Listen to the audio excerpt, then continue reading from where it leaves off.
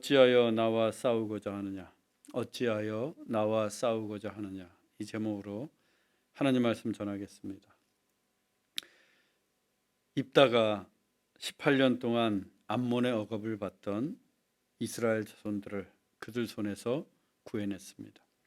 하나님의 영이 입다에게 임하시자 입다가 암몬 자손을 크게 무찔러 승리하게 된 것입니다. 하지만 입다는 전쟁에 앞서 충동적인 서원을 했는데 전쟁에서 승리하고 돌아올 때 집 문에서 자기를 가장 먼저 반기는 것은 whatever, 무엇이든 하나님께 번제로 바치겠다고 한 것입니다. 아마도 평소에 입다가 집으로 돌아갈 때마다 그가 기르던 양이나 염소와 같은 동물들이 그를 반겼던 모양입니다. 그런데 이번에 입다를 제일 먼저 나와서 반긴 것은 동물이 아니었습니다. 그의 무남 동료 외동딸이었습니다. 그 딸이 아버지의 승리를 축하하기 위해 소고를 치고 춤을 추며 제일 먼저 집에서 나와 입다를 반긴 것입니다. 문제는 하나님께 한 소원은 누구도 돌이킬 수 없다는 것입니다. 입다 역시 자기가 소원한 대로 딸을 번제로 바쳐야만 했습니다. 그런데 성경이 그 사건을 기록하면서 그는 자기가 소원한 대로 딸에게 행하니 그리고 그 뒤에 딸이 남자를 알지 못하였더라를 덧붙이고 있습니다. 성경에 딸이 남자를 알지 못하였더라. 만일 이 구절이 없이 그냥 자기가 소원한 대로 딸에게 행하였더라라고 끝이 났다면 우리는 입다가 딸을 번제로 바쳤다는데 의심의 여지가 없습니다. 하지만 딸이 남자를 알지 못하였더라라고 끝나면서 해석이 분분합니다. 즉 입다가 소원한 대로 딸을 번제로 바쳤다는 해석이 있는가 하면 하나님께서 입다의 소원을 직접 수정해 주심으로써 그의 딸이 평생 남자를 알지 못하는 여인으로 살게 하셨다는 해석도 있습니다. 이 두 번째 해석이 가능한 이유는 하나님께서 사람을 번제물로 받는 것을 원치 않으시기 때문입니다. 하나님이 아브라함에게 이삭을 번제로 바치라 라고 하셨을 때에도 이삭을 대신해서 여호와 이레 어린 양을 친히 준비해 주시지 않았습니까? 그리고 더 중요한 이유는 하나님이 받으시는 사람의 제물, 즉 인간의 제물은 오직 예수 그리스도 한 분뿐이시기 때문입니다. 그러나 이 같은 해석을 따른다고 해도 입다의 딸은 평생 남자를 알지 못하는 여인으로 산속에서 살아야 했고 또 입다는 사랑하는 무남 동료 외동딸과 생이별을 한 채 두 번 다시 볼 수 없게 되었습니다. 그리고 오늘의 본문이 이렇게 이어집니다. 본문 1절입니다. 에브라임 사람들이 입다에게 이르되 내가 암몬 자손과 싸우러 건너갈 때에 어찌하여 우리를 불러 함께 가게 하지 아니하였느냐? 우리가 반드시 너와 네 집을 불사르리라. 에브라임 사람들이 입다를 찾아가 따졌습니다. 암몬과 전쟁을 하러 갈 때에 왜 자기들을 불러서 함께 가지 않았느냐는 거예요. 이 장면 어디서 본 듯한 장면입니다. 익숙한 장면이에요. 기억나실지 모르겠는데 바로 기드온 때였습니다. 기드온이 300명의 용사를 이끌고 미디안과의 전쟁에서 승리하지 않았습니까? 그런데 그때에도 똑같은 에브라임 사람들이 기드온을 찾아와 왜 우리를 부르지 않았느냐며 크게 다툰 적이 있었어요. 이 당시 기드온이 미드안과의 전쟁에서 크게 이겼습니다. 그러자 에브라임이 뒤늦게 전쟁에 참전해서 도망을 치던 미디안의 두 방백을 잡아 죽였어요. 기드온이 다 이긴 전쟁에 에브라임이 막판에 숟가락 하나를 얹은 셈이었습니다. 그리고 그 전쟁은 이스라엘의 완승으로 끝나게 됩니다. 그 전쟁에서 공이 가장 컸던 기드온과 300명의 용사들이 당연히 전리품의 상당한 양을 차지하게 되었어요.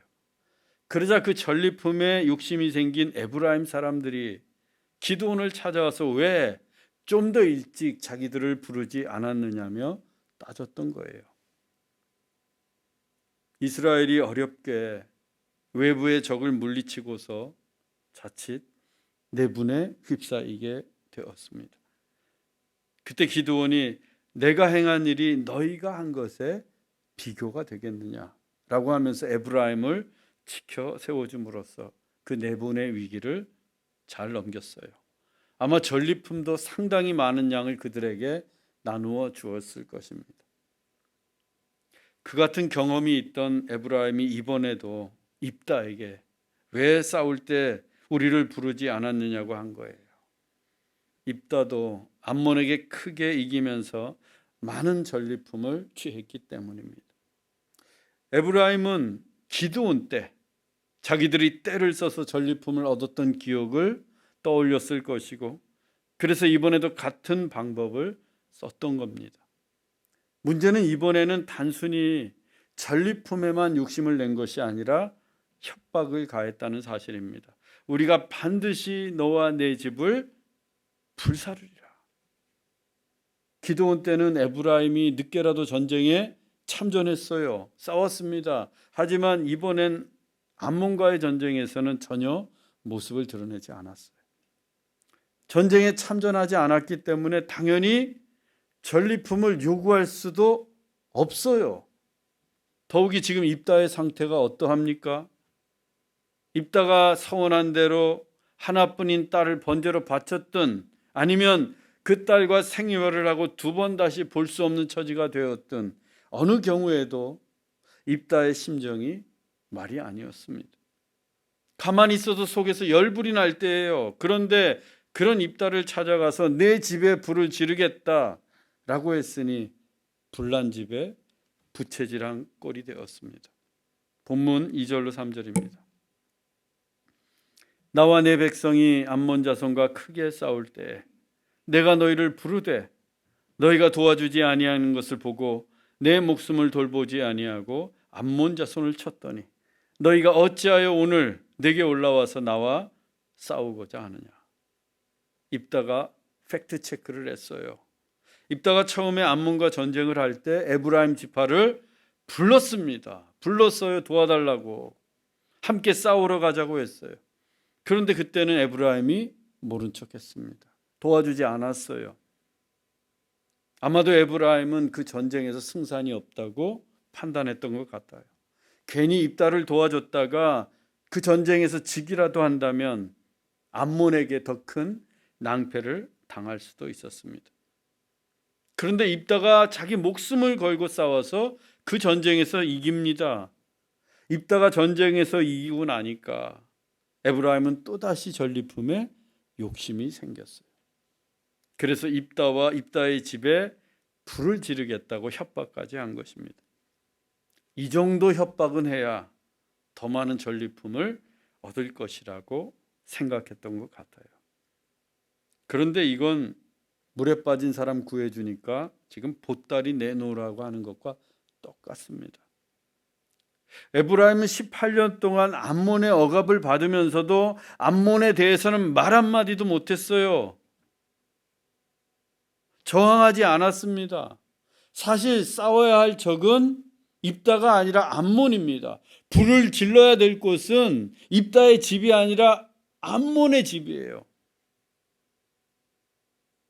그런데 꼼짝도 하고 있지 못했습니다. 암몬이 두려워서. 그걸 입다가 목숨을 걸고 구해 주었어요. 그런데 이제 와서 입다를 협박합니다.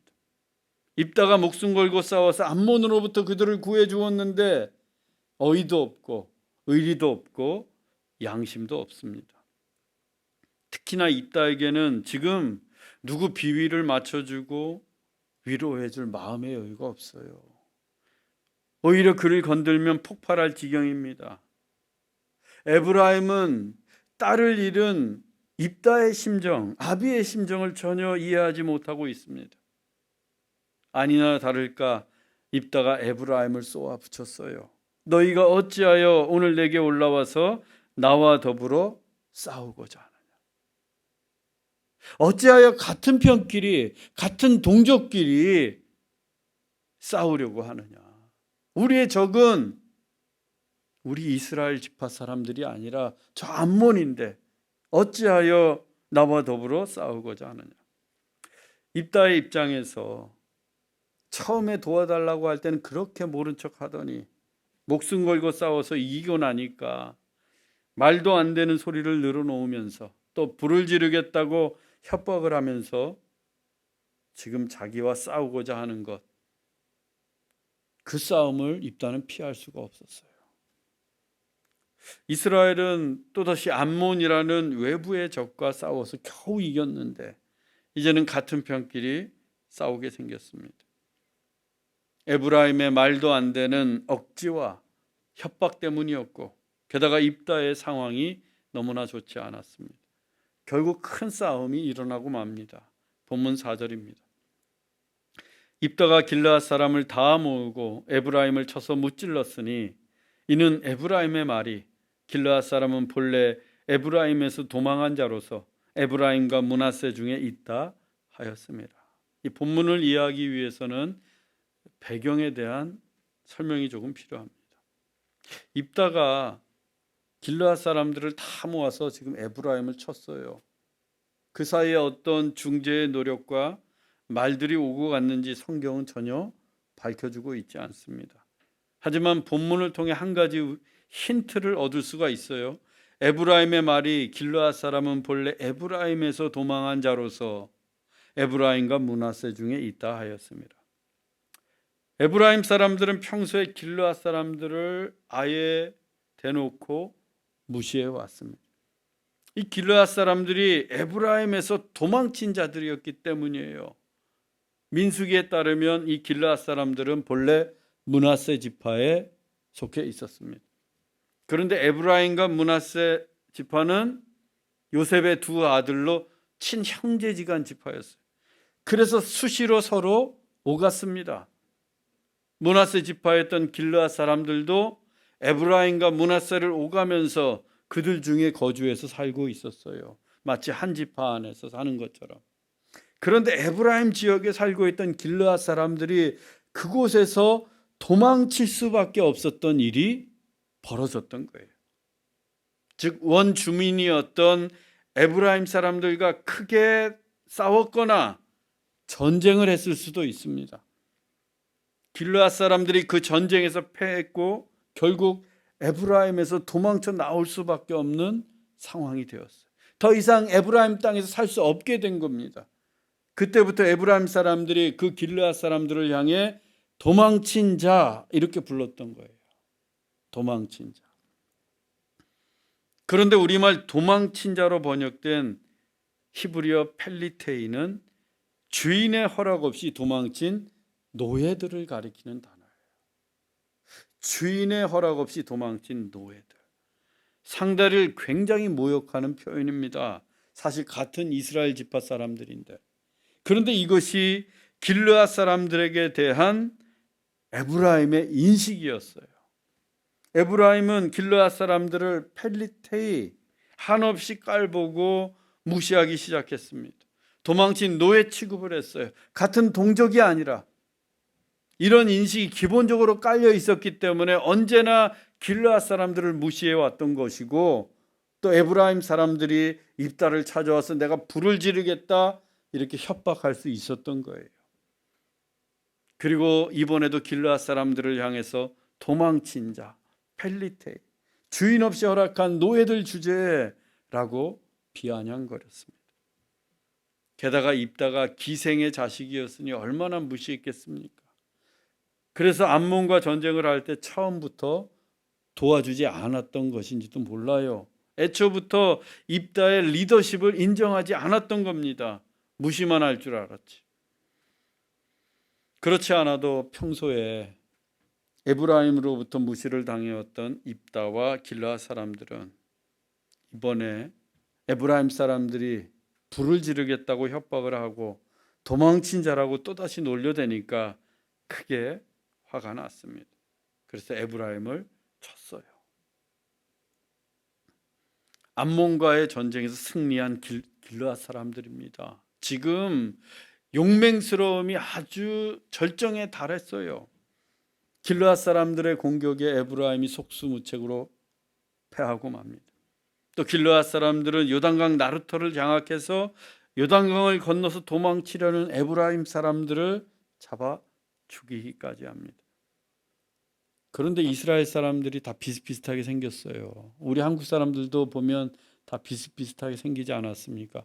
다 얼굴만 보고 이 사람이 서울 사람인지 경상도 사람인지 전라도 사람인지 어떻게 알아요? 육안으로는 에브라임 사람인지 아닌지 쉽게 구별할 수가 없었습니다. 그래서 길르앗 사람들이 요단강을 건너려는 사람들에게 물었어요. 본문 6절입니다. 쉿볼렛이라 발음하라 하여 에브라임 사람이 그렇게 바로 말하지 못하고 십볼렛이라고 발음하면 길르앗 사람이 곧 그를 잡아서 요단강 나루턱에서 죽였더라. 그때에 에브라임 사람의 죽은 자가 4만 2천 명이었더라. 길르앗 사람들이 요단강을 건너려는 사람들을 붙잡고는 일일이 십볼렛을 발음해 보라고 했습니다. 그런데 에브라임 사람들은 이 십볼렛을 십볼렛이라고 발음을 할 수가 없었어요. 이중모음을 언제나 단모음 십볼렛이라고 발음했기 때문입니다. 우리나라 경상도 분들이 쌀을 뭐라고 발음해요? 살이라고 발음하는 것과 똑같습니다. 오랫동안 에브라임 지역에 살았던 길르앗 사람들도 그 사실을 잘 알고 있었어요. 그래서 십볼렛 이렇게 발음하면 에브라임 사람이라고 생각하고는 그 자리에서 죽였어요. 그때 죽은 에브라임 사람이 무려 4만 2천 명이나 됩니다. 이건 엄청난 숫자예요. 이스라엘이 지금까지 2번의 인구 조사를 했습니다. 처음에는 애굽을 막 나왔을 때, 그래서 광야에 있을 때 1차 인구 조사를 했는데 그때 에브라임 지파의 수가 4만 500명이었어요. 그리고 40년이 지나고서 가나안 땅에 들어가기 직전 모압 평지에서 제2차 인구 조사를 합니다. 그때는 그보다도 적은 32,500명이었어요. 그런데 지금 요단강 나루터에서 죽은 사람이 4만 2천 명이라는 거예요. 1차 인구 조사 때 그리고 2차 인구 조사 때보다 훨씬 더 많은 숫자입니다. 가나안 땅에 정착해 살면서 아무리 인구가 많이 늘었다고 해도 4만 2천 명이라면 거의 에브라임 지파가 전멸한 수준이에요. 그래서 다윗 시대 때까지 에브라임 지파는 거의 모습을 드러내지 못합니다. 그냥 숨어서 겨우 명맥만 유지하고 살아가요. 암몬과의 전쟁에서 크게 이긴 이스라엘이 동족 간의 싸움으로 큰 비극을 맞이하게 된 것입니다. 이스라엘로서는 뼈아픈 대목이에요. 그래서 나중에 솔로몬 시대가 끝나고 남과 북으로 왕조가 갈라질 때 에브라임 지파 사람들이 그때 일어나서 북이스라엘의 중심이 됩니다.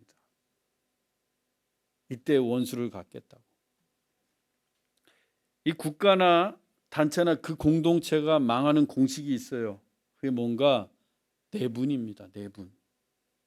내분이 일어나면 4분 오열이 되어서 힘을 잃게 되고 결국 망하게 됩니다. 교회도 다르지 않아요. 교회의 가장 큰 적은 물론 악의 세력, 사탄입니다. 우리는 그 악의 세력에 맞서서 힘을 다해 담대하게 싸워야 합니다. 우리가 부족해도 주님을 의지하고 힘을 합쳐 싸우면 능히 이길 수 있어요. 하지만 교회 안에서 내분이 일어나면 파당을 짓고 서로 싸우면 교회는 힘을 잃게 됩니다. 교회의 제일 큰 어려움도 내분, 서로 편을 갈라서 싸우는 겁니다. 네 편, 내 편 나눠서 싸우는 거예요. 그러면 어떻게 됩니까? 사역을 할 수가 없어요. 하나님의 사명을 감당할 수 없습니다. 왜? 마음을 합하지 못하고 힘을 합치지 못하니까. 그러다 교회가 침체하고 망하게 되는 거예요. 사도 바울이 이 같은 일을 엄히 경고한 바 있습니다. 갈라디아서 5장 20절에서 21절입니다. 우상 숭배와 주술과 분쟁과 시기와 분냄과 당짓는 것과 분열함과 이단과 이런 일을 하는 자들은 하나님의 나라를 유업으로 받지 못할 것이요. 하나님의 나라를 유업으로 받지 못하는 죄, 이 죄가 가장 큰 죄입니다. 대역죄예요. 그런데 그들 죄 가운데 우상 숭배와 주술이 있습니다. 당연합니다. 하나님이 아닌 우상을 숭배하고 그 우상의 주문을 주술처럼 외우는 자는 당연히 하나님의 나라를 유업으로 받을 수 없어요. 이단도 마찬가지입니다. 하나님을 믿지 않고 이단의 우상을 섬기는 자도 천국을 들어갈 수 없습니다. 그런데 분쟁과 당짓는 것과 분열함이 바로 이 우상 숭배, 주술, 이단만큼이나 큰 죄로 기록되어 있어요. 교회 안에서 어떤 이기적인 마음 때문에 아니면 인간적인 욕심 때문에 분쟁을 일으키거나 파당을 짓거나 분열을 일삼게 되면 그 교회는 심각한 위기에 빠집니다. 우리 주변에 있는 교회들, 한국에 있는 교회들에서 들려오는 분열의 소식 어떻습니까? 입술로는 막 하나님을 떠들어요. 그런데 그 하는 짓을 보면 파당을 짓고 네 편 내 편 갈라져서 싸웁니다. 하나님은 온데간데 없어요. 말만 하나님을 떠올리지. 주님의 몸인 교회가 4분 5열로 찢겨나갑니다. 사명 감당할 시간이 없어요. 왜? 서로 싸우느라고. 교회를 싸우러 옵니다. 싸우러. 사역하러 오는 게 아니라, 하나님을 예배하러 오는 게 아니라 싸우러 와요. 교회가 파당짓고 분열 일으키고 싸우면요, 사명을 감당할 수 없어요. 하나님을 온전히 예배할 수 없습니다. 그러다가 교회가 망하게 되는 거예요. 이 땅의 모든 교회는 주님의 교회, 하나님의 교회인데 그걸 찢고 분열시키고 망하게 한다면 과연 하나님의 나라를 유업으로 받을 수 있겠습니까? 예수님을 진실로 믿는 성도라면, 하나님을 진정으로 사랑하는 교인이라면 주님의 몸인 교회를 분열시킬 수 없습니다. 내 욕심 때문에, 내 인간적인 생각 때문에, 가짜 믿음이고 가짜로 믿고 있는 것이기 때문에 교회 안에서 당을 짓고 분열을 일으키는 것입니다. 그렇다면 교회가 분열하지 않기 위해서 우리는 어떻게 해야 할까요? 사람이 생각이 다 다른데, 자라온 환경도 다르고 문화도 다른데, 우리가 어떻게 해야 주님의 몸인 교회를 하나 되게 하고 굳건하게 세워나갈 수 있을까요? 답은 하나예요.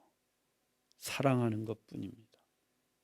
서로 사랑하는 것 외에는 다른 방법이 없어요.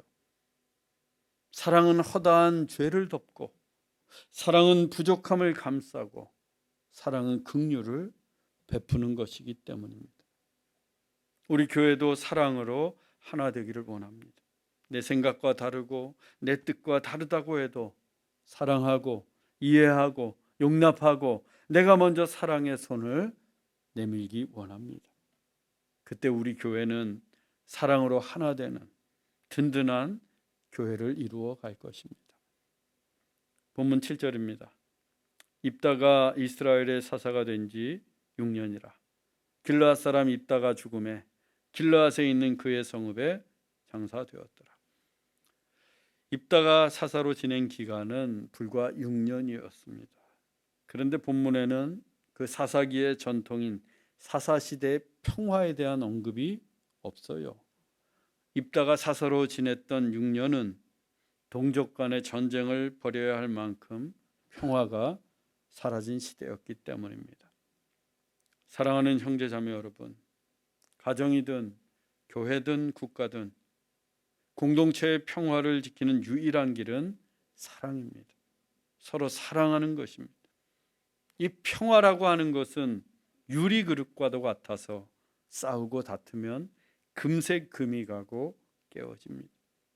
그래서 교회 안에서 맺은 관계를 소중히 여기고 우리가 서로 친하게 지내되 서로를 더 존중하고 사랑할 때 그 유리와 같은 평화를 지킬 수 있습니다. 서로 사랑하고 존중함으로써 교회의 평화를 이루어가는 우리 모두가 되기를 주 예수 그리스도의 이름으로 축원합니다. 기도하겠습니다.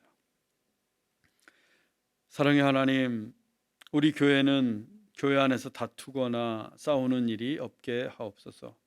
분을 내고 파당을 짓고 분열을 일으키는 자는 하나님의 나라를 유업으로 받을 수 없다고 하셨습니다. 우리 교회는 서로 이해하고 존중하는 교회, 사랑으로 하나 되는 교회가 되게 하옵소서. 그래서 하나님의 나라를 유업으로 받는 교회, 이 땅의 평화를 이루어가는 교회가 되게 하옵소서. 길이요 진리요 생명이신 예수 그리스도의 이름으로 기도하옵나이다. 아멘.